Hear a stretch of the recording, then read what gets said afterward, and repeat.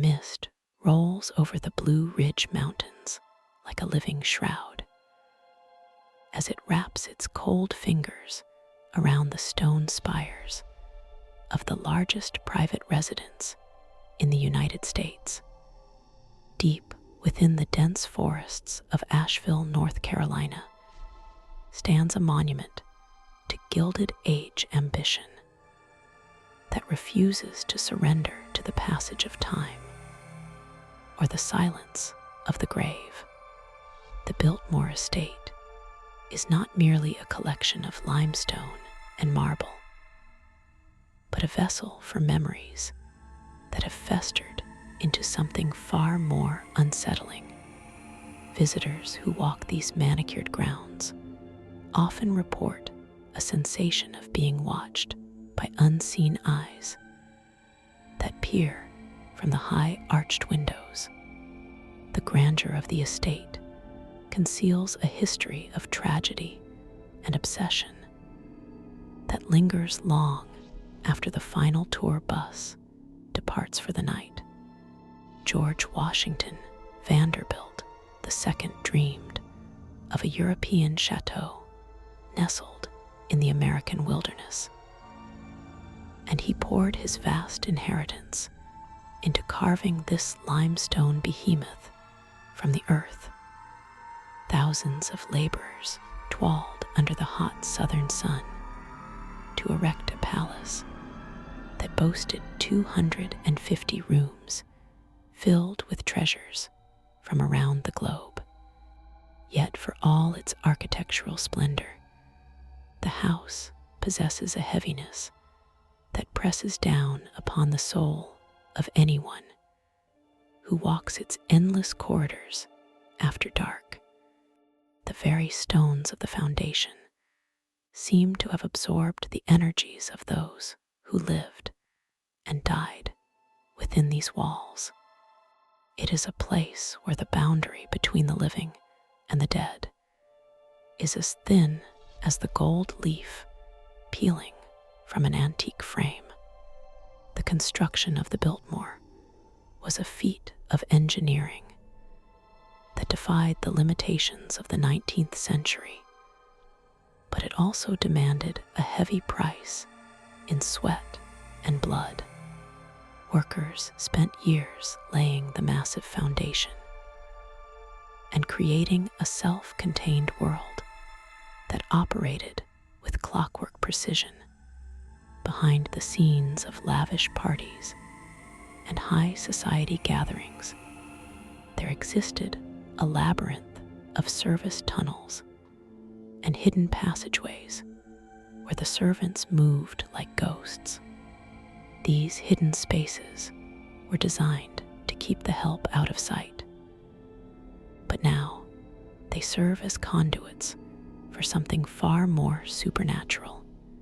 The echoes of footsteps often resonate from these empty corridors when no living soul is present to make them. Upon its completion in the year 1895, the estate became a beacon of high society, where the wealthy elite gathered to celebrate the holidays in opulent style. The banquet hall, with its 70-foot ceiling, hosted dinners that lasted for hours under the gaze of mounted stag heads and intricate tapestries. However, the joy that once filled this room has curdled into a somber atmosphere that chills the blood. Security guards who patrol the estate at night claim that the banquet hall is never truly empty. They speak of the faint clinking of crystal glasses and the low hum of conversation that ceases the moment the lights are fully illuminated. George Washington Vanderbilt II was a man of quiet intellect who preferred the company of his books to the noise of crowded ballrooms. His massive 2-story library contains over 10,000 volumes, and a massive black marble fireplace that serves as the heart of the room. It is here that many believe the master of the house still resides, refusing to leave the sanctuary he created. Witnesses have reported seeing a dark figure sitting in his favorite chair near the fire, while others smell the distinct aroma of pipe smoke. When no one is smoking, the presence is not malevolent, but it is undeniably intense, as if George is still overseeing his vast domain. The library creates a sense of time, standing still, where the dust motes dancing in the light seem to freeze in midair. During a severe thunderstorm in the early 20th century, George was said to have spent hours here, watching the lightning illuminate the mountains. Now, when storms roll across the valley, the library becomes a focal point for paranormal activity. The heavy curtains sway as if moved by a hand, and books have been known to slide from the shelves, as if searching for a reader. It is a room where the intellect of the past refuses to be extinguished by the reality of death. Edith Stuyvesant Dresser Vanderbilt was the lady of the house, and her influence is stamped on every floral arrangement and elegant furnishing. She was a devoted wife and mother who brought warmth to the cavernous halls of Biltmore. Yet her life was touched by profound grief. After the sudden death of George in 1914, Edith was left to manage the estate alone, and the weight of that responsibility left a mark on her spirit. In the oak sitting room, which Edith used as her private retreat, staff members often report hearing the rustle of a silk dress and a soft weeping that drifts from the shadows.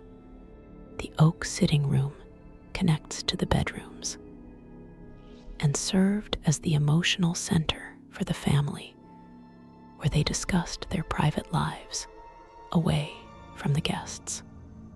It is said that Edith spent many sleepless nights here, pacing the floor as she worried about the financial future of the estate. That restless energy remains trapped within the wood paneling and the antique furniture. Some visitors have claimed to feel a cold hand brush against their cheek, or a sudden drop in temperature that leaves them shivering uncontrollably. It is as if Edith is still pacing, trying to solve problems that no longer exist. Perhaps the most infamous location within the Biltmore Estate is the indoor swimming pool located in the basement of the house. This tiled chamber was a marvel of modern technology, at the time featuring underwater lighting and heated water. Today, the pool stands empty and dry, yet it is widely considered the most haunted area of the entire property. The acoustics of the room are strange, amplifying the slightest sound into a cacophony of distorted noise. It is here that the laughter of unseen children and the distinct sound of splashing water are frequently heard by terrified staff members. The swimming pool area is devoid of natural light, relying on the flickering electricity of the early 20th century, which casts long and dancing shadows. Legend speaks of a young boy who drowned in the pool during a party, although no official records confirm this tragedy. Despite the lack of documentation, the feeling of dread in the pool room is palpable. Many people feel an overwhelming pressure in their chest, as if they are submerged in deep water while standing on the dry tiles. The air is thick with moisture, even when the humidity outside is low, suggesting a spectral memory of the water that once filled the basin. Adjacent to the swimming pool is the bowling alley, another recreational luxury that has become a playground for the unquiet dead. The wooden lanes are warped with age, but the heavy bowling balls and pins remain as silent sentinels of a bygone era. Late at night, the distinct rumble of a ball rolling down the lane and the crash of falling pins can be heard echoing through the basement. Security guards have rushed to the room to investigate the noise, only to find the doors locked and the pins standing perfectly still in their original positions. The basement of the Biltmore is a maze of service rooms, kitchens, and pantries that functioned as the engine of the great house.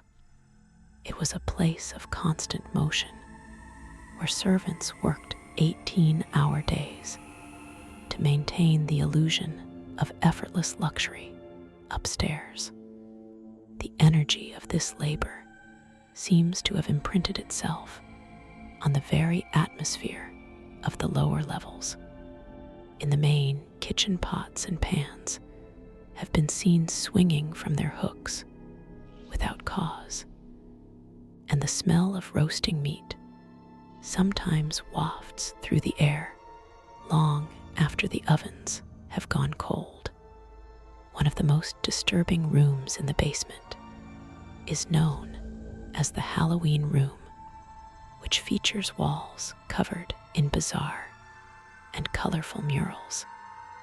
These paintings were created for a party in the 1920s and depict scenes that are surreal and slightly grotesque. The figures in the murals seem to shift and move in the peripheral vision of those who stare at them for too long. The room has a chaotic energy that is distinct from the somber mood of the rest of the house, making visitors feel disoriented and nauseous. It is a place where the revelry of the past has warped into something manic and threatening. As the sun sets behind the mountains, the shadows in the Biltmore stretch and distort, turning familiar objects into monstrous shapes. The grand staircase, with its spiraling stone steps, becomes a treacherous path into the darkness of the upper floors. It is on this staircase that a woman in black has been spotted ascending toward the second floor bedrooms. She never looks back, and her feet make no sound on the stone steps. Some believe she is a mourner from a funeral held decades ago, forever climbing to pay her respects to a master who has long since departed. The third floor of the Biltmore is known as the Living Hall, and it provides access to the guest rooms that once housed presidents and royalty. This area is less trafficked by tourists, which makes the silence even more profound and unsettling. The guest rooms are preserved exactly as they were over 100 years ago, creating the illusion that the occupants have just stepped out for a moment.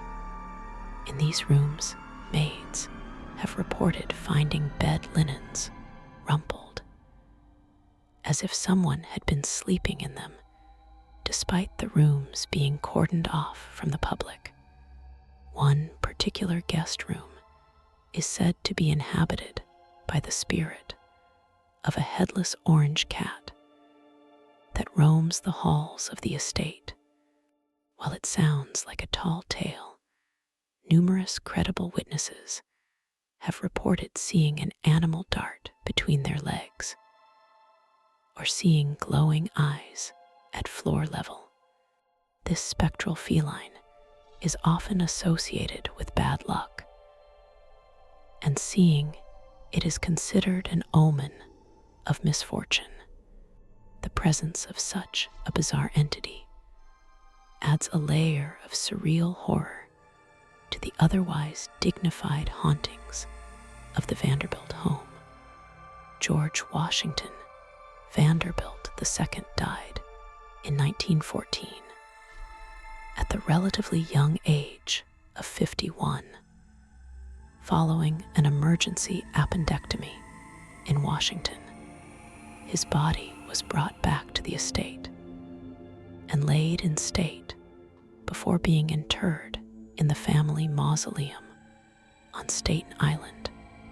However, many believe his spirit never made that final journey north. The emotional connection he had to Biltmore was so powerful that death itself could not sever the bond.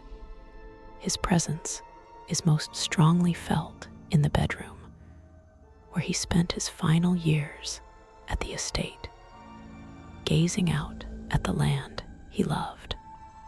The bedroom of George Washington Vanderbilt is a masterpiece of red velvet and gold-plated ornamentation fit for a king. The bed is a massive 4-poster structure that dominates the room and seems to invite a sleep that never ends. Visitors often report feeling a wave of intense sadness when they enter this room, a residual emotion left behind by a man who knew his time was running short. The air here is always colder than the surrounding rooms, and electronic equipment frequently malfunctions or drains of battery power instantly.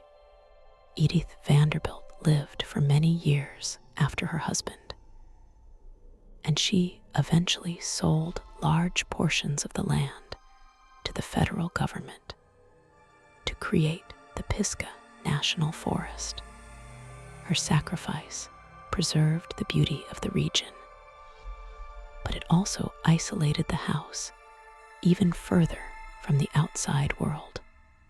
The estate became an island of memory, surrounded by a sea of wilderness. This isolation amplified the spiritual energy of the house, creating a pressure cooker of paranormal activity. The spirits here are not transient.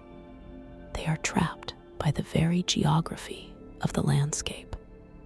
During the stormy nights of winter, the wind howls through the Blue Ridge Mountains and batters the limestone walls of the estate. It is during these tempests that the house feels most alive, as if the stone itself is breathing.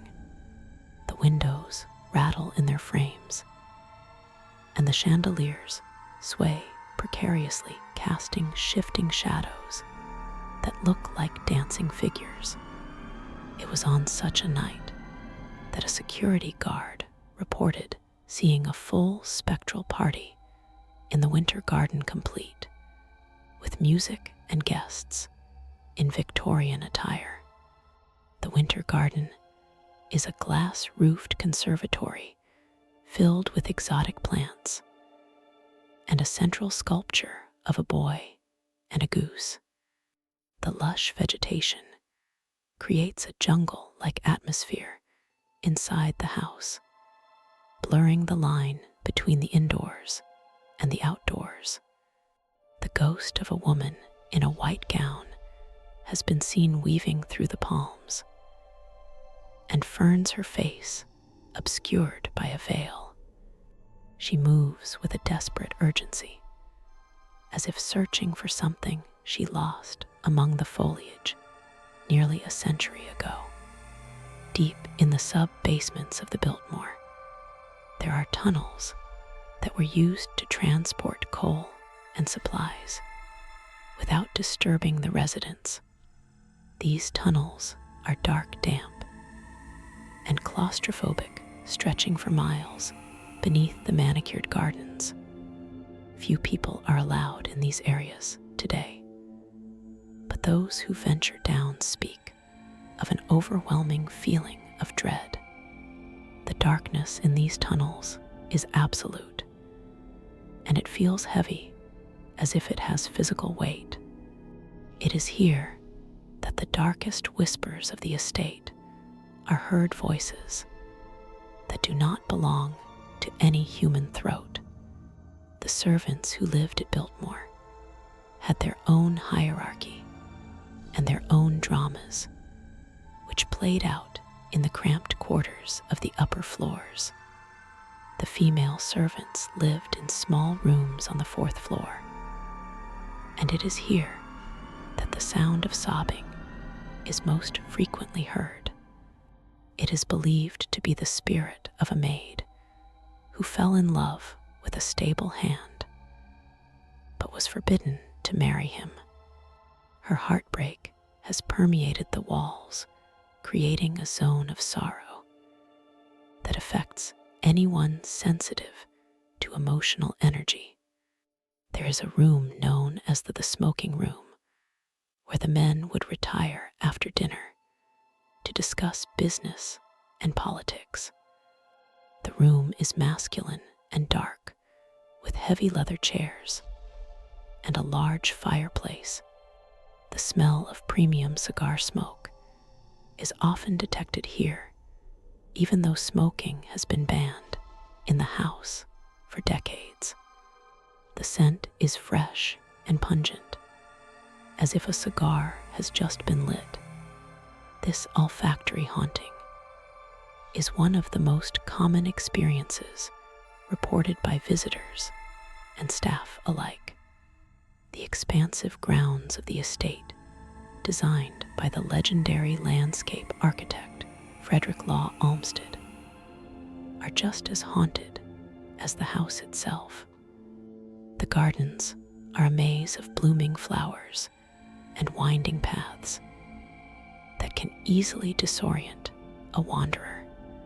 In the Italian garden near the koi ponds, visitors have reported seeing a dark figure standing at the edge of the water, staring down into the depths. When approached, the figure dissolves into mist, leaving only ripples on the surface of the pond. The statue of Diana, the huntress, stands atop a hill, overlooking the estate, acting as a guardian of the grounds. However, some claim that the statue itself seems to change position or expression when viewed under the light of a full moon. The mythology of the estate is intertwined with the classical mythology represented in its art, creating a world where the impossible seems plausible. The grandeur of the Biltmore creates a stage where these supernatural dramas can play out night after night. As the years turn into decades, the legends of the Biltmore Estate continue to grow, fed by the experiences of thousands of visitors. The house has become a character in its own right, a living entity that observes those who pass through its doors. It demands respect, and it exacts a toll on those who disrespect its history. There have been accounts of tourists who mocked the ghost stories, only to be overcome by sudden nausea or fainting spells, forcing them to leave the premises immediately. The connection between the Vanderbilt family and the estate is a bond that transcends the grave, binding them to the land they shaped. Cornelia Vanderbilt, the only child of George and Edith, was born in the Louis XV room and grew up wandering these halls. Her childhood laughter is sometimes heard echoing in the nursery, a sound that is both sweet and terribly melancholy. It serves as a reminder that this museum was once a home filled with the complex emotions of a living family. The Biltmore Estate stands as a paradox, a place of immense beauty that harbors deep shadows. It is a testament to the American dream and a mausoleum for a lost era. The spirits that inhabit this place are not monsters, but memories that refuse to fade. They are the residual energy of lives lived with intensity and passion. Yet there is a darker undercurrent, a suggestion that some of the entities here are not merely memories, but conscious intelligences that resent the intrusion of the living. On a moonless night, when the wind dies down and the tourists have gone, the Biltmore reverts to its true nature. The lights in the windows flicker, and the house breathes a sigh of relief, settling into the silence. But in that silence, the whispers begin. They drift from the library, rise from the empty pool, and echo down the grand staircase. The house is never truly asleep. And for those who listen closely, the whispers tell a story of grandeur and tragedy that will never end. The legacy of George Washington Vanderbilt II is carved in stone, but his spirit is woven into the very air of the estate.